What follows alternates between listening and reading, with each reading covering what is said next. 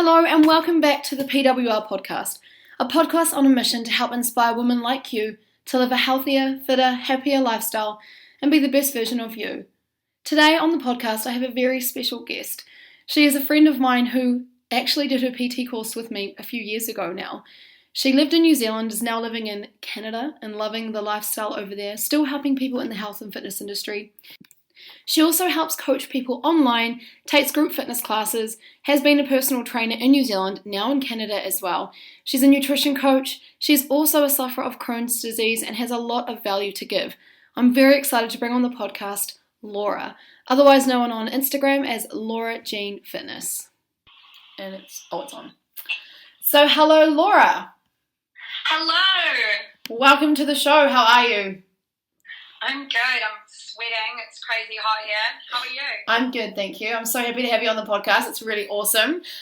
So we'll just get straight into it and I'll leave it open to you. Just introduce yourself, tell everyone who you are, where you are, what you're doing, why you're so sweaty right now, because, you know, you're not quite in New Zealand. But I love it. Awesome. So, my name's Laura. I'm a Kiwi, but I'm currently living in Vancouver in Canada.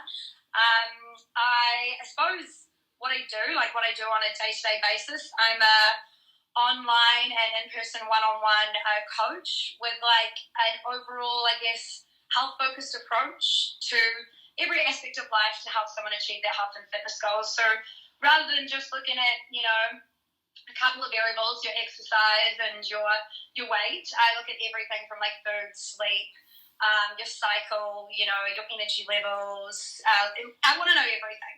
I'm that coach. I love that. So that's what I do on a day-to-day basis. So I also studied a Bachelor of Performing Arts in screen acting. So I'm an actor as well. That's not what I spend primarily my time doing, but back in New Zealand, you know, I had an agent, do things here and there. But yeah, it's definitely a passion of mine as well. So yeah, that's kind of a little bit about me. But currently, obviously, far away from home in the middle of a pandemic, and I'm sweaty because it's the middle of summer and it's so hot. Honestly, it's so hot, and the apartments just don't have air conditioning. So yeah, kind of struggling through that. But I'm not complaining. It's nice. I'd rather be hot than too cold. Yeah, absolutely. Like, it's really cold right now here. I mean, I'm only wearing a singlet while I'm talking to you because I did a workout not long ago, but yeah, it's freezing at the moment. Yeah. Oh, damn. Oh, that's awesome. I love that. It's so cool that, you know, you're into all things health. I love that, like, that you said things about the cycle as well, because I find that being in the industry myself, when you work with women, you notice that they're different energy levels depending on where they are within their cycle. Like, usually a couple days before, you know, you'll find that they can't lift as heavy as what they could the week before, and it's crazy. Absolutely. All about that intuitive training. Totally, and I suppose it's just more about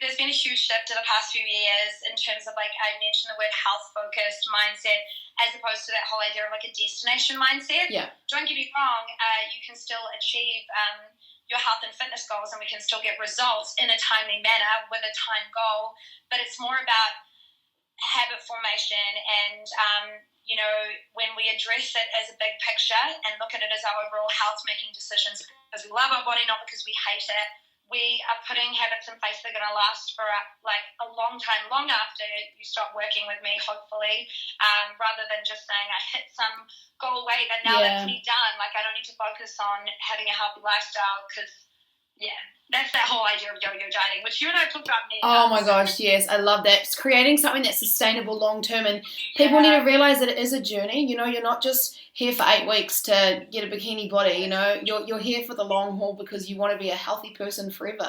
And it's about adopting those little healthy habits into your lifestyle. It's not going to happen overnight. It is going to take time for people to adopt these lifestyle habits, and it's all part of the ride, all part of the journey, which is key. So, as you're in the health and fitness journey, as you're in the health and fitness industry yourself, how did you start with your own journey? What is it that got you into it? What got you into wanting to become a health and fitness professional? And a little bit about your own journey yourself. Where did it all begin? Oh man, like, this is such a huge one. Like, I was thinking about it, like, probably a story that I've never shared in terms of where it goes back to. But, you know, like, very healthy, active teenager, played sport, never really thought about my weight. I can honestly say it just wasn't a factor for me. I never really thought about wanting to be skinny or, worried about the way I looked. But when I hit university, obviously you start to have a lot more freedom from your parents. You get a lot more cash flow from having a job, and, you're out socializing with your friends. A lot more sedentary, perhaps not playing like school sports, and becomes a choice to do those things. And I sort of took the route of once I got into my academics, I focused on that and socializing, making new friends, and I started to put on weight. And I can't say I was too bothered by it in those initial stages, but I have a chronic illness, so I have Chron's disease, and during flare-ups, I started to notice they were getting a little bit worse because I wasn't eating a very whole foods-based diet. I was eating sort of a quick, easy, cheap student food, and my body was not responding well to that. So that was going on for me. And then I suppose my big aha moment, this is the story that I haven't told, was that in my second year of university, when I was doing my bachelor's in performing arts, we were doing a play, and it was triple cast because we were quite a big class. So every time we had lead roles, we shared the load, we triple casted, and we'd play on alternate nights. And myself and two others were going down for our costume fitting, and it was set in the 1950s, and we had these beautiful floral dresses that were being designed for us, and the other girls were quite lean, really petite, and when the costume designer was, talking about them to us, she said, well, those two girls will have a boat neck dress with a cinched-in waist, and then it will float out. And Laura, as she's curvier and heavier set, she said, she will have a halter neck top, and which is just such bullshit. I'm sorry if I'm honest. No, you're allowed to swear. When I look back on it and think, why couldn't I have worn a boat neck dress? You just have to wear the right supportive bra. She really put me in a box, basically saying, I wouldn't look good in a boat neck because I had a bigger bust and bigger hips. And I remember just being they identified a problem that I didn't know that I had. Yeah. I didn't really think of myself as big or anything like that. But then I assessed it, and that's when I started to be I am big. I remember going up to the director and telling him what had just happened. I was crying and I was upset, and he sort of didn't help, being a male. He was just it's nice to be a curvier woman. I was okay, well, this isn't helping. So I would love to say that a lot of my initial fitness habits came out of a positive space. But, it actually came out of this, I know, you're I can't believe they said that to a teenage. Well, you've just come out of school. You're so young. Why would they say that to? I know. I'm only 20 here, and so super impressionable. I remember going home and telling my parents, my boyfriend at the time, and I was like, I have to make a change. And so I jumped on the Health and Fitness bandwagon, and I was would see a PT, I would do all of these things. And I actually started my journey, with Weight Watchers. Oh, wow. Way back when. So, in 2009. And I went there for a few months and do those weekly weigh-ins and stuff. And I'm not shitting on Weight Watchers, but I don't know how they do things now. But at the time, now, I wouldn't. What I was doing then, I wouldn't recommend now, kind of thing. If I was talking to clients, but it did teach me a few things about introducing a lot more fruit and vegetables into my diet. But for the most part, I don't know about those weekly weigh-in kind of vibes. Yeah. Anyway, that's actually how I started, which is crazy to think now. But I went there and I would drop crazy weight, and then I started to get super obsessive with it, and I would do crazy things fast for 2 days before a weigh-in, and the scales, it got to a point where it's I started developing all these unhealthy relationships with food, because initially the weight, I had to lose weight, it was going to naturally come off from just going to the gym and eating healthy food, and so that was happening, but then it's plateaued, and I was probably at a pretty healthy weight for my age and height and size, whatever.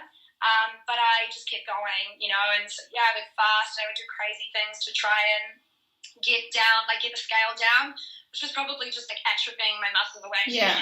I look back and, all of those disordered thinking around food, and it was sort of then where I knew on my own I didn't need somebody else to address it to me. I was I don't want this, I'm leaving this. I would prefer to invest a little bit more in my health. So I actually ended up going to a better gym, getting a PT, and then I became people would always come to me and be like, how did you do this? How did you lose weight? How did you do that? And I didn't know how to answer them, or I'd like explain it in the weirdest way. I'd be like, I do this thing where I like, really squeeze my glutes. I don't know what I was talking about. Yeah. So that's when it was kind of like, I finished my bachelor's degree, and with acting being like kind of like an industry where basically freelancer, you work for yourself, and you kind of audition and get jobs, I knew that I'd have a lot more time on my hands. And so I decided to study personal training. That's where I met you. Yeah. We studied together, and like obviously learned a lot more. And then I continued to study, do workshops, went to university,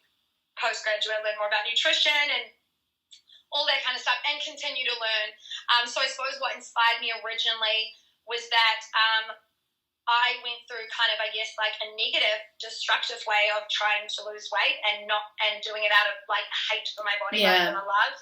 And then when I sort of managed to find more health and balance and really enjoy it and enjoy the physical aspect of like performance, like I loved to sprint and I loved that I could increase the weight as I was going, and it became less about like, what does that scale tell me? I sort of realized like I had a passion for this, and I couldn't transfer that passion to other people without the education. Yeah, I love that. I love that. So yeah, that's where it started for me, That's awesome. Well, thank you for being so honest with us, and honestly, I'm still shocked that director said that to you, and the fitting lady. I mean, and the costume designer. Oh. I know. It's actually crazy when I think about it. And, like, it's probably taken me a long time to actually realise that was the pinpoint of where some destructive behaviours and, like, where I started thinking that, like, I have to drop weight. Like, I didn't even think I looked bad until someone identified it to me that way. Yeah. Wow. So it's amazing, eh? It is so crazy. So that I mean, you've come a long way now, though. So clear that your mindset's a lot better, and I mean, there's probably a lot of girls in your shoes that have had some point in their life where they've been told they need to lose weight, or a guy has said something like, your hips are big, or you've got a fat ass, or little things like that people don't actually realize how it can actually trigger people in a certain way. So how did you find that how did you overcome that in the end? Like, what was it for you that helped you overcome the feeling of destruction and coming from more of a place of self-love rather than self-loathing? Training and eating because you love yourself, not because you are trying to punish your body, or, what would you say you did there? That's such a good question, because, like, now, like, I mean, we can talk about social media for ages, but I feel that, it's really easy to look at someone on social media who's like, I eat intuitively, healthy, balance, and like I move to make my body feel good and all that kind of stuff. And it's like, whilst that's all a beautiful sentiment and I agree with it, I also like, okay, but how does Joe Blogs know how to get there? Yeah. Like, that's so confusing. What is eating intuitively? Their response to that, like, when I said that before, people were sending messages and being like, I could eat 2 blocks of chocolate because my body's telling me to do so and I want to keep eating. Yeah. So what do you mean eat intuitively? And I suppose it's kind of a rubbish concept to introduce to someone who has an unhealthy relationship with food. And, yes. And that's what I had. And I suppose, like, again, and this is all just a roundabout way of answering your question, those infographics that it's like an iceberg and it shows like what's above the water, and that does say like healthy relationship with food and balanced and loving my body and all that stuff. And beneath the water is like, for me, that would be things like Weight Watchers and like binge eating and hating my body and being obsessed with the scales and worrying about what other people think and, being destination focused, and a lot of trial and error that got me to that point. And I suppose it's never just one thing that gets you to self-love. It's not just reading a quote. It's not just somebody telling you you look beautiful. It's a constant affirmation and an effort to do so. And for me, I guess, like, there was one summer that this really changed for me, because I started to enjoy waking up early and going for a walk by the beaches and then going for a swim. And I loved the physical way my body felt. So then after that, I would fuel it with like a delicious fruit smoothie made with whole foods, and like the little intentions and habits I was forming made me feel so good. Yeah.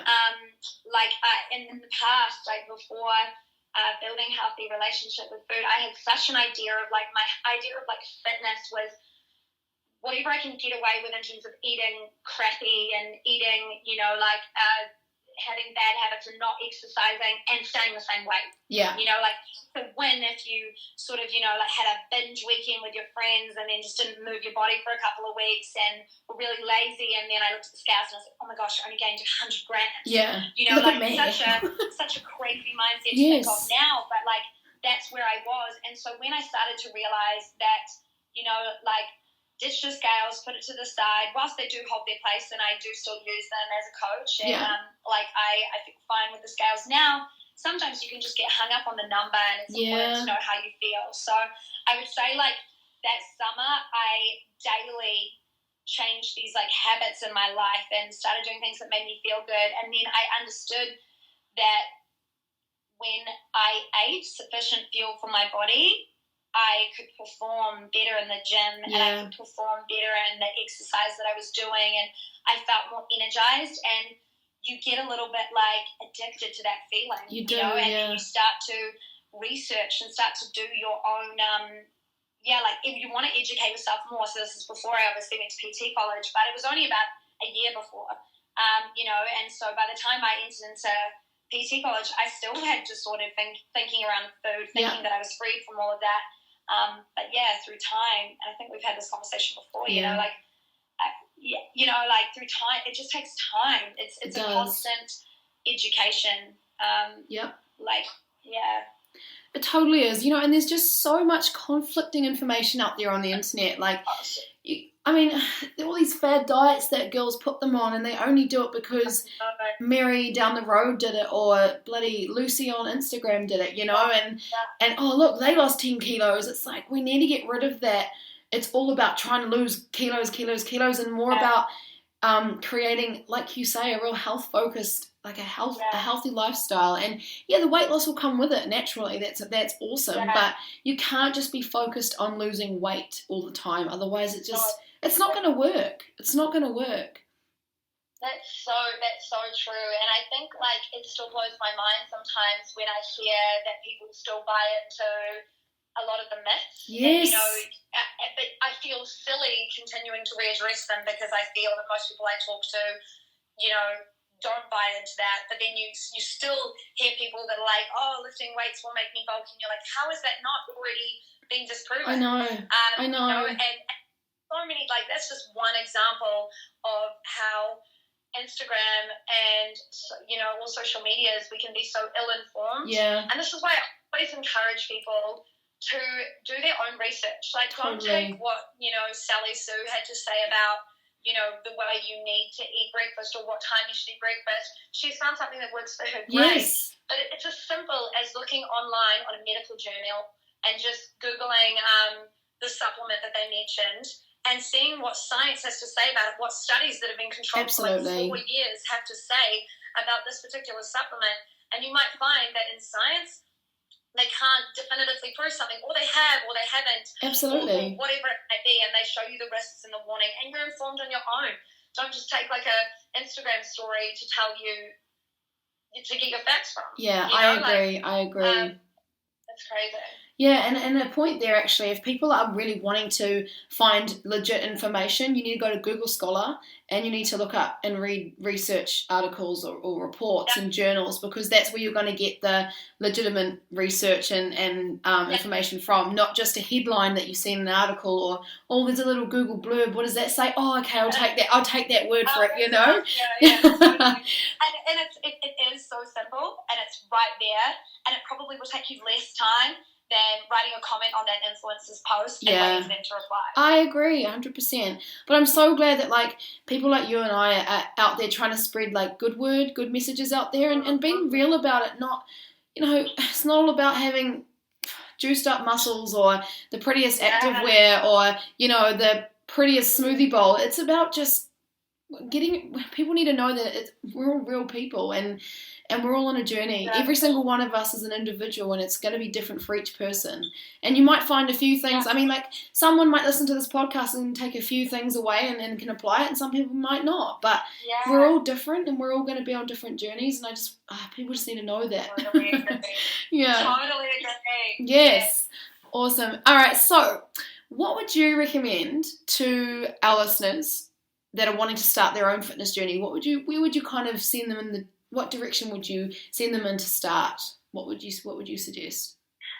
So generally when I get messages like that, or, to answer this question, you would have heard this so many times, but set your intention, set your goal. I mean, you hear a lot about SMART goals, specific, measurable, attainable, realistic, timely. And it's important to consider all those factors. Is it a realistic goal, what you're talking about? Yeah. What are your environmental factors that might challenge you in order to achieve that? But once you've set an intention and set your goal and what you're wanting to achieve, and like we were saying, it's not all about weight loss. No. Your goal might be to improve your strength, or that you're wanting to have more energy, so you want to go to the gym 3 times a week.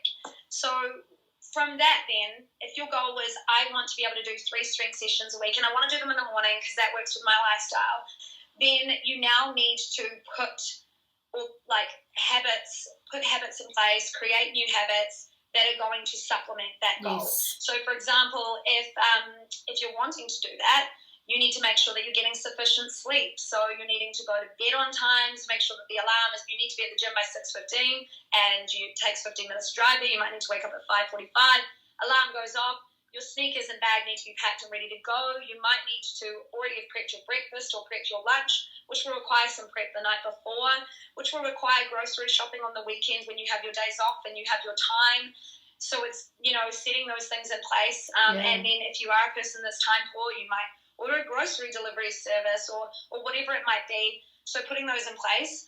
But the biggest thing that I always drive home, I'm huge about it, is I believe the biggest factor in habit formation, which is essentially what's going to make you live a healthy lifestyle and achieve your health and fitness goals, is sleep. Yes. Yes. Genuinely,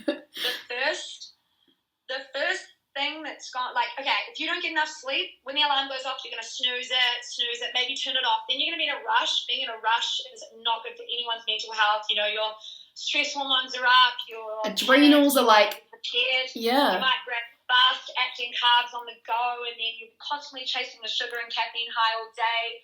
Then after work, you're just exhausted because you haven't sufficiently fueled your body, so you're not going to move your body. Then you might be less likely to prep and make dinner, and then such as the vicious cycle continues. And 100%. It's just so important for recovery. So even if you are a person that's still getting a small amount of sleep and able to still make it to the gym and able to still prep your food, your body is not getting enough recovery, and you're not, that whole idea of perceived exertion in the gym, you think you're working really hard and you think you're lifting heavy, but in actuality, assess it. Are you increasing your strength, or are you just tired because you haven't had enough sleep? Perceived exertion and actual exertion are 2 completely different things. Totally. So I would say look at all the environmental factors in your life: your sleep, your stress levels, work, your at-home environment. Is it a clean, tidy space? Yep. Your diet, all of those things. So again, it's that whole picture kind of thing. But what are your challenges? Because you and I have different challenges. I work random hours, you work random hours, but you have a little one, so I'm not a mum, so I don't have to factor around I can choose to do my session anytime that I want when I've got free time, so we can't be as naive to believe that, a lot of women that follow an influencer I speak a lot about influencers because that's where a lot of people get their health and fitness information. It is, 100%. No, it is. Yeah, totally. And so, I essentially, you have different challenges than they do, so they might come on and be like, no excuses, work hard. I don't know why I'm putting on a video, but, just, get up and do it. But they're like, get up and do it. I've got to make lunch for 3 kids to go to school, and I've got to do all of this. So, your challenges that you have to come up against, once you set your intention, you then, create the habits around it and set a realistic plan. Definitely. And then it all comes down to, as well, again, to being you as an individual. You've got to look at your lifestyle first. You've got to analyse your lifestyle. I'm like, okay, I want to achieve some health and fitness goals. I really want to start going to the gym 3 times a week, but I've got 2 kids and I work full time. So where am I going to fit it in? Well, maybe you need to, write down a list of what you do and put the times next to it and go, okay, so where can I fit in this workout? What can I do in order to make it work for me? It might be that you have to sacrifice half an hour of TV time in the evenings. It might be that you have to sacrifice going out for brunch with your friend every morning before work. I don't know. Whatever it is that you do, you have to kind of, make some small sacrifices in some places of your life if you really want to implement these healthier habits. And that's just the way it is when you're super busy. Like, I know for me, being a mum, running a small business, studying part-time, working on my acting career, everything else that I'm doing, I have to make exercise a priority so I feel energized. In order to do that, I just have to sacrifice a lot of socializing. And, still catch up with my friends here and there, but in order to get everything I need to do done, these sacrifices have to be made. And that's just, like, if you really want something, you will make it work for you in one way or another. And that's coming from me because, I class myself as quite a busy person, but I still make it work to live a healthy lifestyle because it's important to me. And that's another thing, is it important to you? If it's not, then you're not going to make it work and you're going to keep putting in these excuses. And I love what you said about sleep, because it's one thing I'm really learning to do myself, is sleep more, because it's important. I used to be the whole, right, I'm going to be on my laptop till 11 p.m, go to bed, get up at 4 a.m, and I've had like 4 or 5 hours sleep and I feel like shit, but I keep pushing through. But it's not a healthy way to be, and actually the more sleep I have, the better I feel. And that's it. It's so important for people to realize that, it does really start with your sleep, because with shit sleep comes bad digestion. And you, as a Crohn sufferer, must know that sleep is really important for everything that you're going through. And it's, instead of fasting for better digestion, why don't you just get 7-8 hours sleep? That's enough time for your digestive system to rest. You know what I mean? Like, Talking about Crohn's though, actually, how have you found dealing with your Crohn's disease, and have you had to make huge food sacrifices? Are there certain things you can and cannot have? Like, let's talk a bit about that. I'm interested. You're talking to me at an interesting time when it comes to my Crohn's, because coming to Canada, before I left, for those of you who don't know what Crohn's disease is, it's basically it's an autoimmune disease, ulcers in the digestive tract, a lot of inflammation, and basically back home in New Zealand, I had a specialist, I had a naturopath. I'm not a vegan, but I have a plant-based diet, plant-based lifestyle, and I occasionally will have animal protein. I don't like to put myself in a box, but I could go weeks without eating meat. I never would eat red meat usually, but that's more of a preference. Yeah. And also an environmental thing as well. But that's a whole other avenue. But that's something that was really working for me back home, and I eat a very high fiber diet. I'm all about, Yes, fiber is so important. Fiber is just so important, and also eating a diverse range of fiber, to diversify the gut microbiome so that I'm able to digest, optimum digestion. So basically, all the research that I'd done, and with my naturopath, it was high fiber secretes the right enzymes that break down and produce short chain fatty acids, line my gut lining. Felt really good, and I felt really good about coming to Canada. I was nervous about the hospital system here. I spoke to my doctor in New Zealand about, I don't want to be on medication currently. And are you sure? So I really don't want to be on medication. If I need to be on medication, I will go through the system in Canada.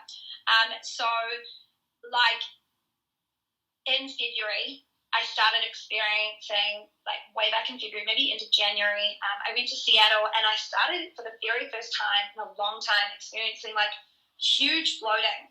And I would say that is not a lot of pain, a lot of discomfort. That's not something that's a usual symptom that I experience. Oh. So my stress is usually sharp pain in my lower abdomen on the left-hand side, and urgency for the bathroom. And those are my main symptoms. Joints that ache, that can be a symptom as well, but mainly sharp pain. Yeah. And that's really because that's a really active place. It shows up on a colonoscopy that that's a really active place. Wow. I'm sorry if this is TMI for people, but colon health is important.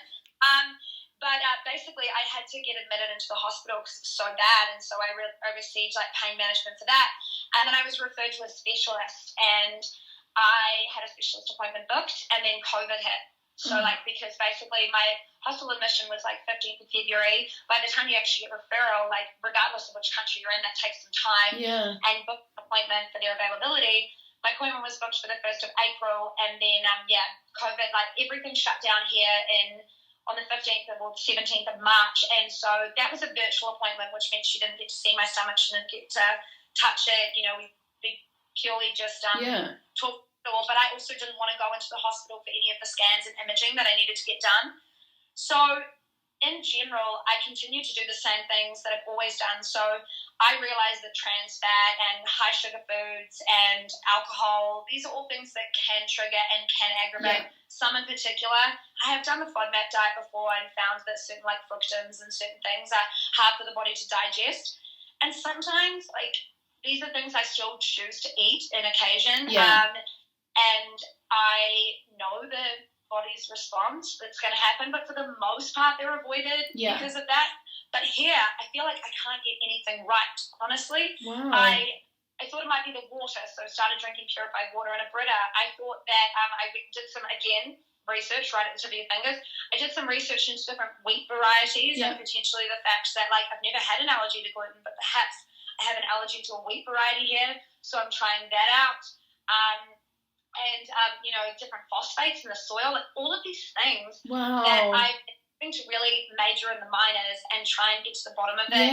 I really do like to obviously treat things holistically. I do have CAT scans and colonoscopies and stuff like that booked, but at the moment, right in this present time, I'm going through a flare and have been for months. And it's that I'm not used to, and so some days are better than others. I'm not always in pain, but I've had a good past few days. I'm trying so many new things, it's hard to know exactly what it is. But as I'm trying some new health supplements and trying a couple of lifestyle changes, and again, really focusing on sleep for recovery. And then we'll get all that imaging done and then hopefully get a few more answers and probably have to be prescribed pharmaceuticals. But I do think that Western medicine and holistic medicine, there's marriage there, and they coexist. But I definitely love more of the natural therapy side of things. But I've really tried a lot of trial and error. And I went to the doctor last week, and honestly, biggest waste of my time. I just told her all of my symptoms, absolutely everything. And she responded with, "Oh no, wonder what it is," and ordered blood tests. And it's like, I get it. You don't know what's going on, and I get it, but it's just kind of like a lot of people's responses are, go to the doctor. No, and it's just, I just get frustrated, and I'm like, no. When it comes to the gut, we don't know enough about it. We're learning more about the gut microbiome. It's so young.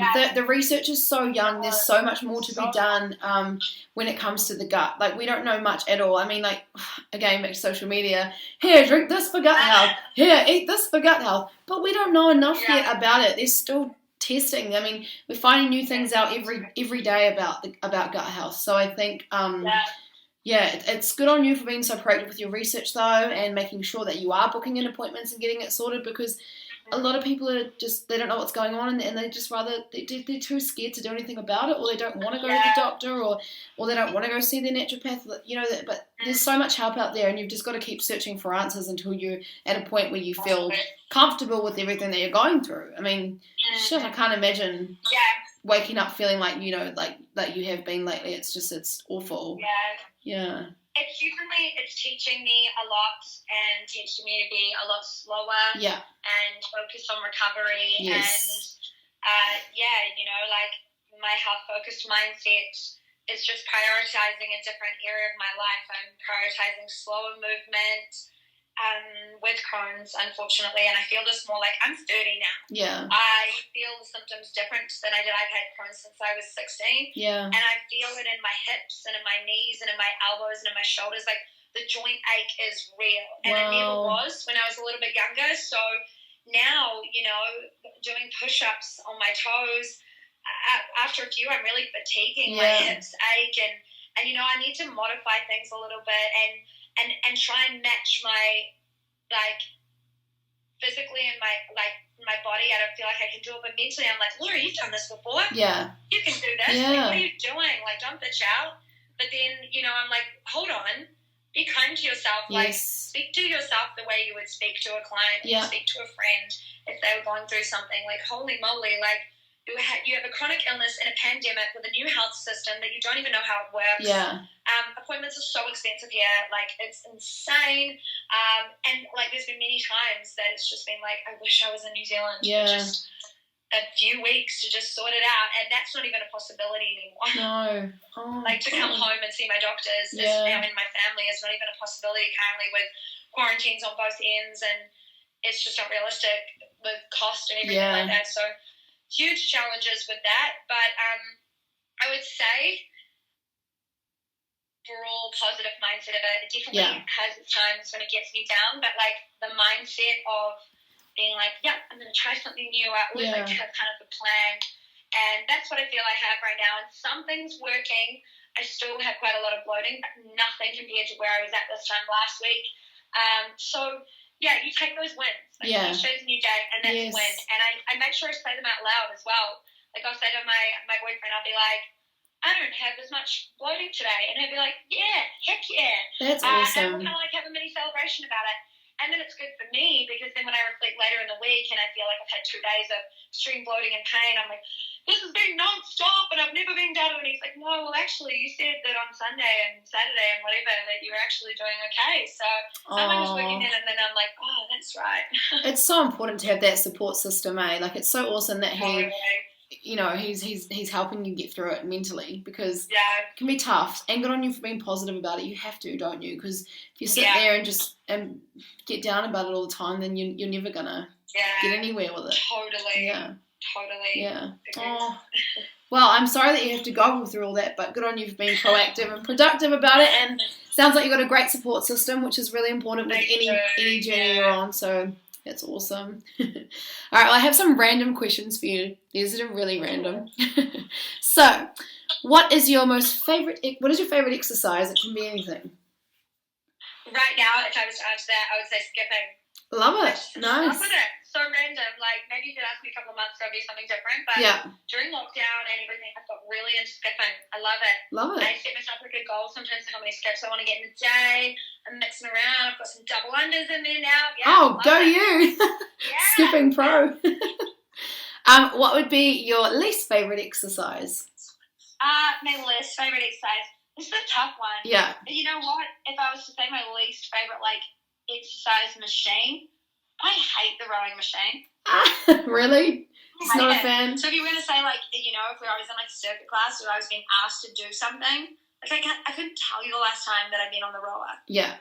I just, don't like it. Yeah, fair enough. It reminds me of in high school, sometimes in PE, for, a whole PE class, we just have to sit on the rowers and just row. Oh. And I hated it. Yeah. And so maybe I have that, negative connotation with it, but don't do the rower, not about that rower life. Yeah, fair enough. Which is funny because I love those, ski erg things. Oh, those ones? Yeah, and I love, I don't know. Just don't like it. Not a fan of the rower. No, that's fine. I mean, you wouldn't catch me on any cardio equipment probably, apart from a treadmill if it's raining. Yeah, fair enough. Yeah. What is your most favourite vegetable and why? Oh, I don't think it's I know, it's hard, right? I have to look at what's a staple all round in my fridge. Yeah. Let's have a think. Okay, look, it's not. Oh, damn. Okay, my favourite vegetable. It's repurchased constantly. Is baby spinach leaves. Yum. They go in everything. Yeah. That's a salad. That's a winter wok toss thing in a curry. They go in my smoothies. Yeah. They go in everything. So whilst independently, if I only had spinach leaves, life would be a boring time. But I do use them a lot. And I get those massive bags and probably get a couple a week. So yeah. Oh yeah. Spinach is a powerhouse. So good. I know. I just love it. Yeah. Nice. And least favourite food and why? My least favourite food, so I hate cheesecake. Oh. I hate it. Wasn't expecting that. It's one of those things, again, where we talk about negative connotations. When I was a kid, myself and a friend, we ate, we shared, a whole cheesecake. And then I just shunded my guts up. Oh, no wonder you hate it. The smell of it, man, it just gets to me. But also, anything, I'm weird about textures. Yeah. So anything soggy, I can't do a trifle because it's wet bread. For a while there, I can only do extra firm tofu. I can't do soft tofu because it's I just don't. So I'm weird about textures. So Right. really that's kind of like, and I guess cheesecake kind of has that like weird moussey kind of texture. I don't know. Yeah. Yeah. Fair enough. That's probably what Cheesecake's not for I everyone. think of the smell of cheesecake and it makes me want to barf. Yeah. Just that bad experience, and now you're just like, nah, cheese in the cake ain't for me. And my final question is, if you were to have one, like, food, what you would call, say, like a treat or something, you're going out and you're having something that you usually wouldn't have, whether that's a croissant or a whatever, I don't know, just random, what would that be?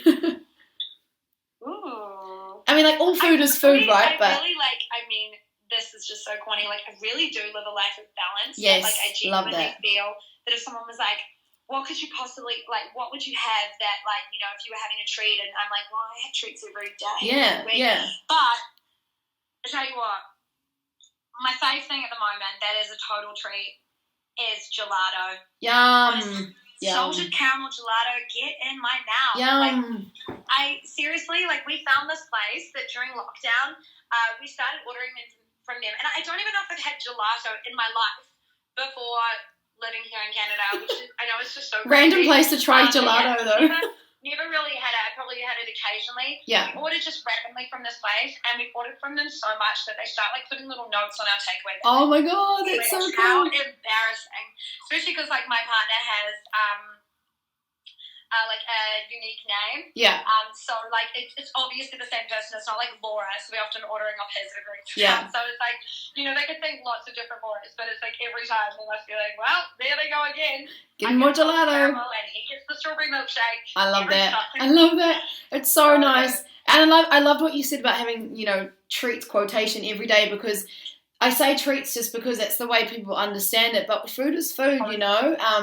We should be able to eat. If we want to have a piece of chocolate every night after dinner, we should be able to do that without feeling guilty, without feeling like, oh, I'm being naughty, I had a biscuit, I had a piece of chocolate, you know. Like, it's, totally. we need to And start that seeing food as that, equal. Like, evolution of like, maybe people listening to us say that are going to be like, oh, that's so airy-fairy. Yeah. What do you mean that you always have treats? Like, how can you be lean if you always have treats? But I think it's about saying, like, well, I don't eat the whole tub of gelato. No. You know, like, but I perhaps would have in the past because I wouldn't have allowed myself to have gelato for months. And then I would have said, and then you just I'm going to binge. get it. And then I'm also going to eat the chocolate afterwards. And then I'm going to, if I'm still hungry, I'll get a burger or whatever. Yeah. But now it's like, you know, gelato's just in the freezer. Yeah. So when I feel like a refreshing treat, I'll have some. So understanding and continuing to build that healthy relationship with a treat, and it totally, I'd still call it a treat. You're right. I would say, oh, I feel like a treat. Yeah. But maybe not the word cheat. No. Use, Cheat meal. I suppose treat's the right word for other people. Like, Yeah. if I'm having an epic cheat night, I'd have this. And I think cheat's actually not really around that much in the online community anymore. And that was sort of like a bodybuilding terminology where it was like, eat clean, broccoli, chicken. Yes. Yeah. Once again with the American accent. And then and then it was like a cheat day, and you know, you go all out. Yeah. No, I love the mentality of being able to, you know, kind of have your cake and eat it too, but like you're not having the whole cake, you're having a slice. You know what I mean? Like that's right. If you want have your cake and eat it too, but maybe don't eat the whole cake. Exactly, yeah. Because then you'll feel sick, and then that will start that like cyclical thinking where you're basically like, you know, I'm so crap for eating that whole cake. I feel crap. And then for tomorrow, I'm taking all the sweet food out of the fridge and freezer, and I'm not eating until 12 o'clock the next day. And I'm going to punish myself for that. And then, so, you know, why not just eat a nice wedge of cake? Yeah. Enjoy every it. bite. Yeah. And then, leave it at that. Live life as normal. Wake up the next morning, eat your normal breakfast. Exactly. Good to go. Exactly. I agree. Couldn't agree more. Oh, I've loved our chat so much. We have, and we could talk all day, but we should probably wrap it up there. So thank you so much for coming on the podcast. I really appreciate it. Always love our chats. Like, literally, we could talk for hours, like, about everything, health and fitness. Like, seriously, there's so much to dive into. But you've really added so much value, I'm sure, to many listeners who have listened to this podcast. So thank you so much. Really appreciate it, and I'll definitely get you back on soon, maybe for season 2. So thank you so much. Sounds good. Thank you so much, Renee. No worries. Oh,